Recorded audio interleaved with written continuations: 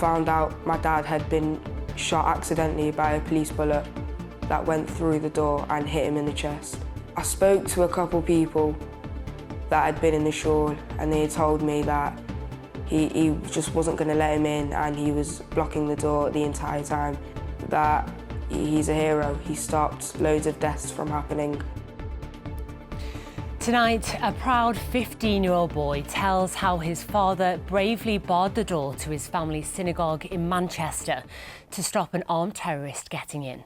But he's also coming to terms with revelations that shocked us all today. That his father was accidentally shot and injured by Greater Manchester Police, while one of the two men killed had also suffered gunshot injuries. We now know the names of the Jewish worshippers who died. They are Adrian Dolby, who's 53, and Melvin Kravitz, who was 66. Their names will be spoken by Jewish people across the country as they go into their Sabbath this evening, especially those who knew him from the Heaton Park Hebrew Congregation Synagogue in Crumsall. Well, coming up, we've got correspondents at GMP headquarters and also at the scene of the attack, which has today been a focal point for mourning by the Jewish community and also for many non-Jewish people who've also been paying their respects and showing support. The Prime Minister's been there flanked by the Greater Manchester Mayor Andy Burnham along with the Chief Rabbi. And there was some anger as the Deputy Prime Minister David Lammy was heckled at a vigil. Well, firstly, we're going to Rob Smith, who's at Police HQ. Rob, the force was being praised all day yesterday for its speedy response, but then the bombshell news about their own officers. Just tell us what they said. The words they're using here are, quote, a tragic and unforeseen consequence, because while they stopped this attack in just minutes, it appears they accidentally shot people behind the synagogue door. One of those was Adrian Dolby, who you've just seen, his family describing him tonight as a hero, a man who died protecting others in a final act of courage. The other victim who was hit thankfully didn't suffer a life-threatening injury and is in hospital. Police have made clear that the attacker did not have a gun. The only shots fired were fired by their officers trying to stop that attack. My colleague Andy Bonner has more on that and more on a day when faith leaders, political leaders, showed solidarity with the Jewish community. He called it a tragic and unforeseen consequence of yesterday's terrorist attack. Today, Greater Manchester's Chief Constable said two of the victims appeared to have been shot by firearms officers as they tried to stop the offender entering the synagogue. One of those lost his life. 53-year-old Adrian Dolby and Melvin Kravitz, who was 66, both died. 3 others remain in hospital. Yoni Finley has spent over 4 hours in surgery after receiving a gunshot wound. I think I had about 80 messages when I turned my phone on last night, yeah. His teenage son told Granada Reports how he ran to the synagogue to be with his father. I knew my dad was inside there, and when all the victims of the shul came out, I didn't see him, and I went over to Rabbi Walker, and he told me that he barricaded the doors with a couple other people. I found out my dad had been shot accidentally by a police bullet that went through the door and hit him in the chest. Yoni is a father of 4, a football fan and a charity volunteer. His family have been to see him in hospital. He's a hero. He stopped loads of deaths from happening, and I hope he knows that. Rabbi Daniel Walker was also there when the attacker struck. There was a large number of us who were trying to hold the doors. He was trying to batter his way inside and throwing plant pots, trying to use his knife to get to the door, body slamming the door repeatedly. So quite a number of us were all there holding the doors, and some very brave men, including Adrian, who defended the synagogue with his life. And we know that Melvin, only for the crime of trying to come to synagogue in the morning, was also killed in the gate. Neighbours of the 2 men who lost their lives said they're shocked by what happened. He was a great guy, fantastic guy, good neighbors, was always helpful for everyone. He had the common courtesy for everybody, irrelevant of your race, religion, creed. And to be honest with you, that's the majority of the people around here. It's our moral duty as humans in any religion, even if you look in Christianity or Islam, or your neighbour is someone that you have to look out for. The attacker shot dead by police was Jihad al-Shami. He was 35. His name hasn't appeared in searches of police or security service records. But tonight, sources said he was on bail for alleged rape. Officers have been searching his home in Prestwich. His family said they were shocked by the attack, saying their thoughts are with the victims and their families. In a post on social media, they said the Al-Shami family in the UK and abroad strongly condemns this heinous act which targeted peaceful, innocent civilians. We fully distance ourselves from this attack and express our deep shock and sorrow over what has happened. The attacker's motive and religion have not been confirmed. Ellie told us he's used to seeing security at schools and synagogues, but feared leaving his house after the attack. Views against Israel, he added, have become muddled with anti-Jewish sentiment here. Ever since October 7th, there has been worse antisemitism. I go in the street sometimes and sometimes people shout at me, "Free Palestine." So that's just because I'm Jewish. That's the only reason they're shouting at me. But things were progressively getting worse. I know someone else who had eggs thrown at him. It was just slowly getting worse until it built up to this. If you don't stop the smaller attacks, how are you going to stop the bigger attacks? Mohammed helps bring Muslims and Jews together in Greater Manchester. We're positive people. We don't spend the time worrying about what might happen. We look on what we're actually achieving. The great thing that we have achieved as a forum is people have got to know each other, people who have Jewish and Muslim friends that they would never have had before. My worry is that it will make both communities more reluctant to be engaged. The Prime Minister was in Manchester today to meet emergency service workers who responded to the attack. And it's really important today that the whole country comes together, people of all faiths and no faiths, to stand in support and solidarity with our Jewish community. This afternoon, the community came together in a vigil organised by local leaders, but the Deputy PM was drowned out by heckles. That is why we stand in defiance of those terrorists who seek to divide us. The vigil ended with the message that the only way to defeat darkness is with goodness. In this community, many are hoping that can be enough to stop anything like this happening again. Andy Bonner, ITV News. Well, Rob's still at GMP headquarters for us tonight. Rob, the police response to yesterday's incident will, of course, now be investigated. Yeah, it's standard practice for any fatal shooting by police to be referred to the police watchdog called the IOPC. They say they've already gathered evidence from the scene at the mosque. They have attended what they describe as post-incident procedures that the police have. They'll have independent oversight to of post-mortem examinations. They add that their thoughts are with the victims, their families, everyone affected by the attack. They promise to release more information when they can. One other point to note tonight is that the Chief Constable here is asking anyone thinking of protesting this weekend to consider whether it's, in his words, really the right time. There are pro-Palestine, pro-Israel marches planned. So Stephen Watson says that police can't and won't do anything. They won't stop peaceful gatherings, won't do anything about those, but they will robustly uphold the law, as he puts it, if there's any violence, intimidation or threat. OK, Rob, many thanks.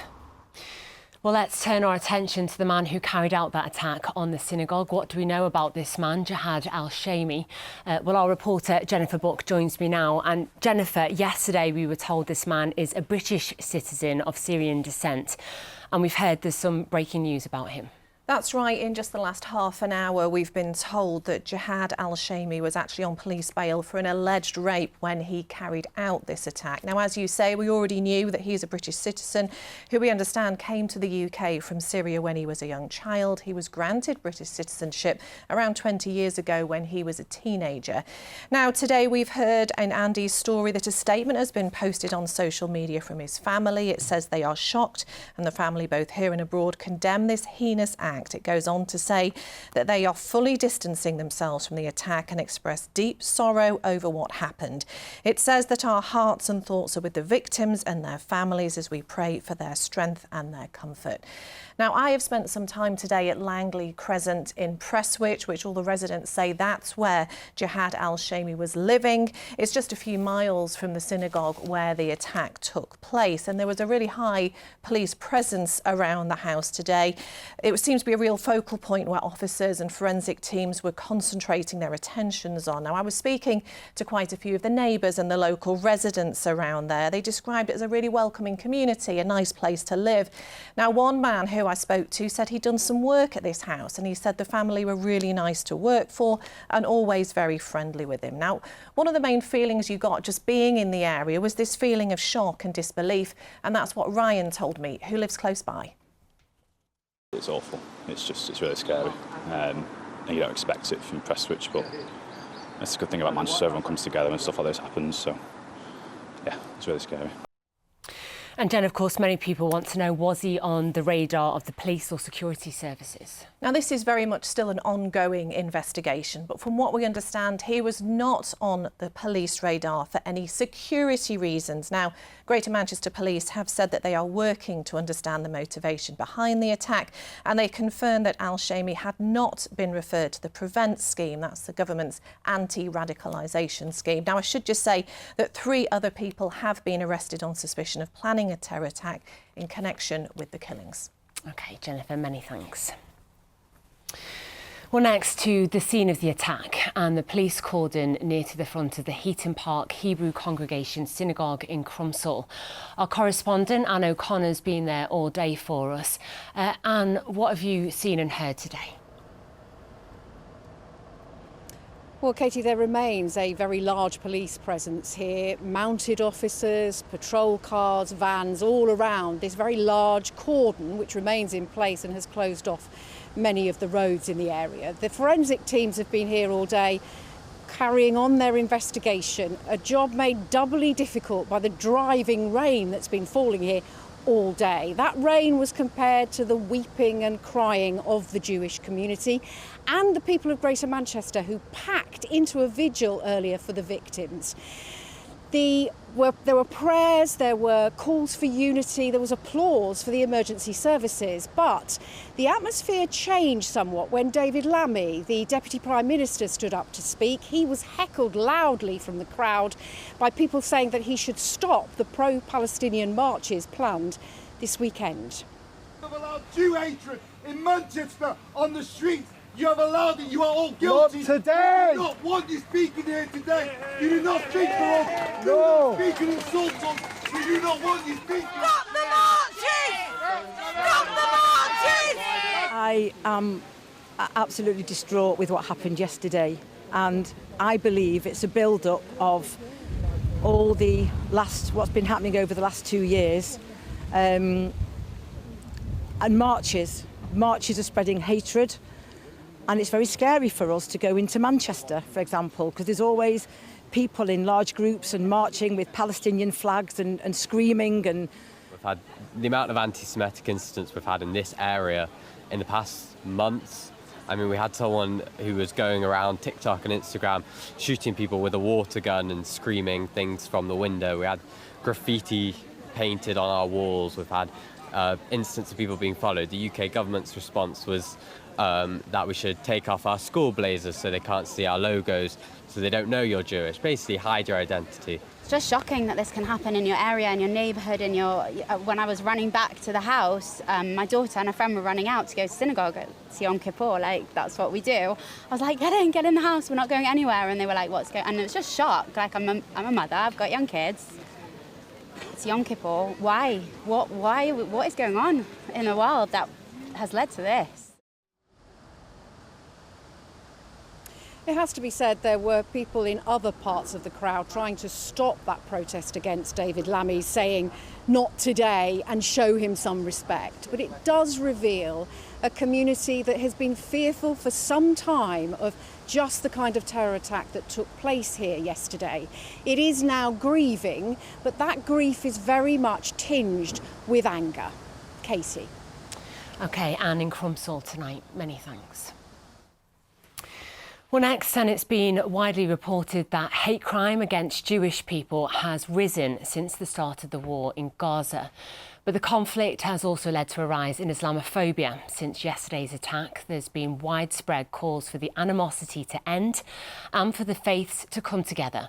Our reporter Emma Sweeney spoke to Furkan Naeem, who's worked to bring communities together across Greater Manchester over the last decade.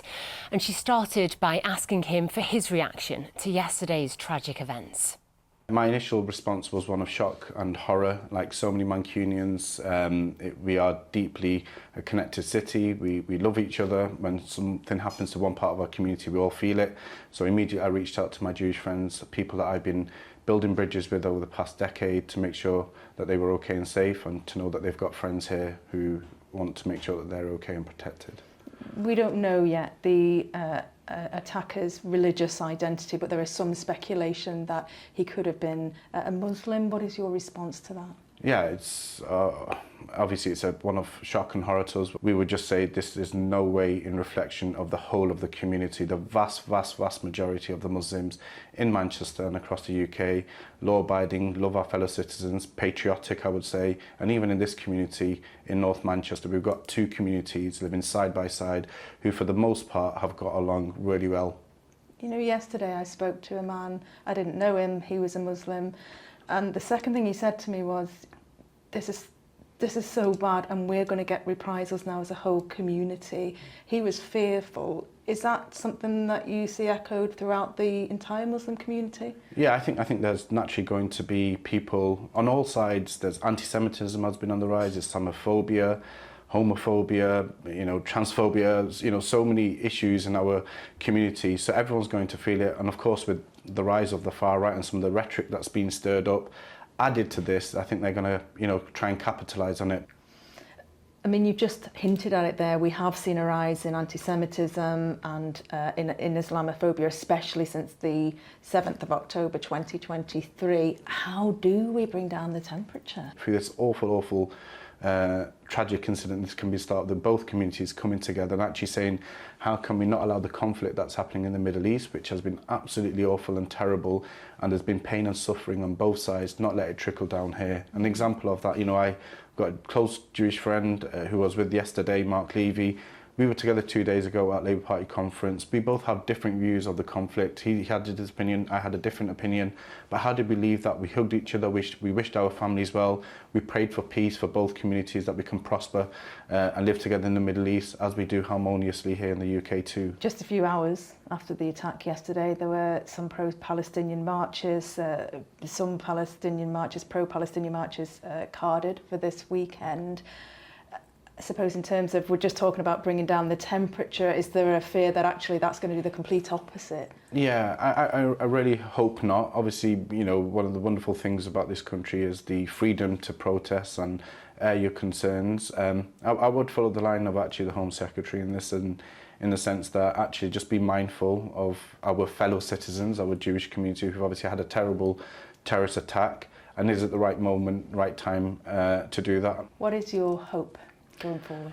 My hope for the future is that something like this never happens again, and that's why we need to come together, but we need to take meaningful action. Like I said, it might be an opportunity through this terrible incident and terrorist attack for communities to actually come together and really unite behind a common message that we can't let the conflict abroad trickle onto these streets here in the UK. Thank you for taking the time to talk to us. Thank you. Yeah, sentiments echoed by many, I'm sure. That was Emma Sweeney speaking to Furkan Naeem from the British Muslim Trust. Well, with more on our top story tonight, here's Lucrezia with what's to come on the ITV Evening News up next. Coming up on tonight's evening news, one of the victims killed in the Manchester Synagogue attack was accidentally shot by police. Greater Manchester police say a second person who is recovering in hospital was also shot as they both sheltered behind the building's door. The two men who died were named today as Melvin Kravitz and Adrian Dolby. Plus, we have an exclusive interview with the rabbi who was there as the attack unfolded, who pays tribute to the bravery of them both. Join me for those stories and more at 6:30. Well, just a recap of today's events, and it's understood that the man killed by police after attacking a synagogue in North Manchester was on police bail over an alleged rape. Jihad al-Shami was shot and killed by police outside the Heaton Park Hebrew Congregation Synagogue yesterday morning. It was later revealed one man, 53-year-old Adrian Dolby, was also accidentally shot by armed police inside the building, along with another worshipper, Yoni Finley, who was shot in the chest but survived. Well, after the Deputy Prime Minister David Lammy was heckled at a vigil near the scene of the attack, Greater Manchester's Chief Constable urged all our communities to stand together and appeal to all those who might be intending to protest this weekend to consider whether this is really the right time. Well, we're joined now by Dame Louise Ellman. She's a Vice President of the Jewish Leadership Council. She was also an MP in Liverpool for many years. She resigned from the Labour Party during the rows over anti-Semitism under Jeremy Corbyn, but has since rejoined. Louise, you attended the Heaton Park Synagogue as a child, didn't you? You live nearby, you got married there. Firstly, how are you feeling after such a devastating and traumatic day yesterday? This is a horrific event. The murder of people, murder of Jews in the synagogue on the Day of Atonement, a dreadful happening that Jews should be targeted in this way. And it's personal as well. I was brought up in that area. I belonged to Heaton Park Shul, Heaton Park Synagogue. I went there with my family, with my parents and with my sister, and I was married there in 1967, and my son had his mitzvah there.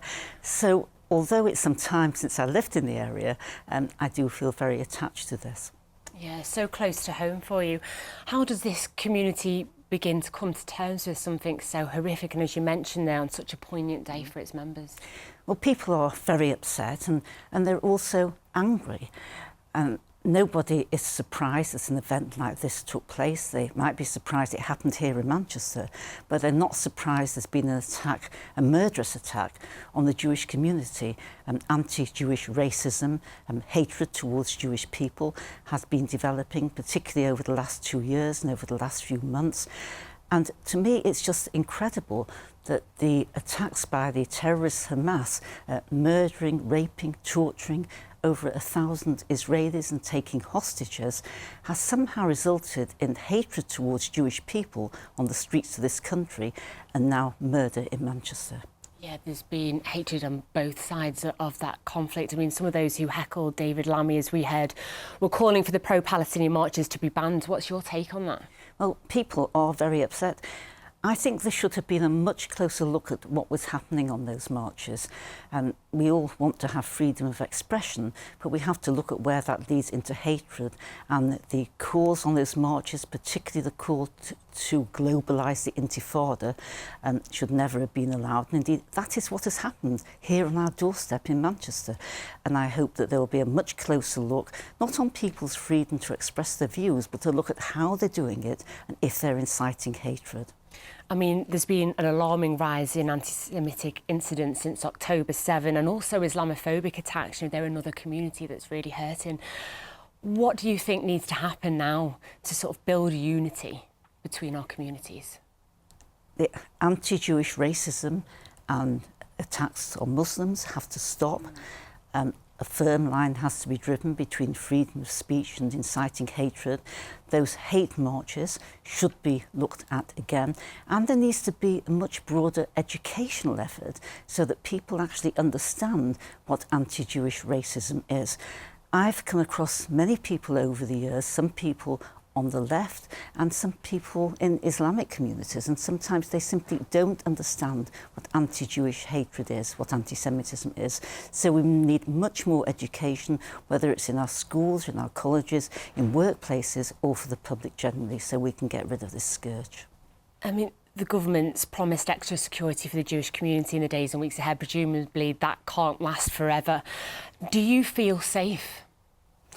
I feel vulnerable and I feel worried, and as a British Jew I feel extremely uneasy, and I'm very concerned, indeed fearful of what I see growing around me.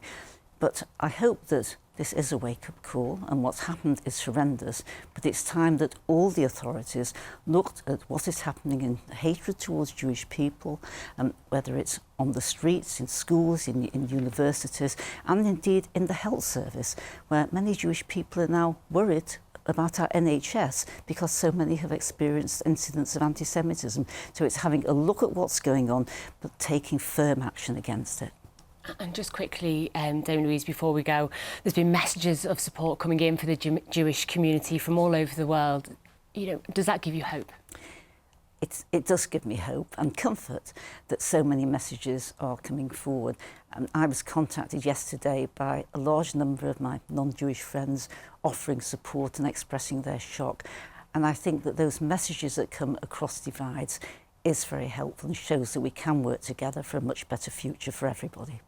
Dame Louise, many thanks for your time and coming in to join us tonight. And so time now to head into the weekend, and time for those affected by the terrible events of Thursday to reflect and hopefully start the long journey to healing. We started tonight's programme with the words of a 15-year-old boy, and we're ending with the words of another 15-year-old, Eva Martinelli, a pupil at St Paul's Catholic High School in Manchester. She was so upset by what happened, she wrote a poem and was kind enough to recite it for us. From all of us here at Granada Reports, we wish you a very good night. We stand with the Jewish community of Manchester. In Manchester, a quiet day was torn by hate that came to stay. A holy place, a time of peace, was broken by an unjustifiable release. 2 lives were taken, 2 hearts now gone, and others hurt just holding on. But though this pain is hard to ignore, we answer hate with loving care for all. We will not let this terror win or let fear crawl beneath our skin. We light a candle hand in hand, and side by side we proudly stand. For every tear that falls tonight, we, as Manchester, keep up the fight. To choose what's right, to speak what's true, to lift each other up when we're blue. So let the world hear us say, love is stronger, hate won't stay. We rise again, we won't give in. Together, we will always win.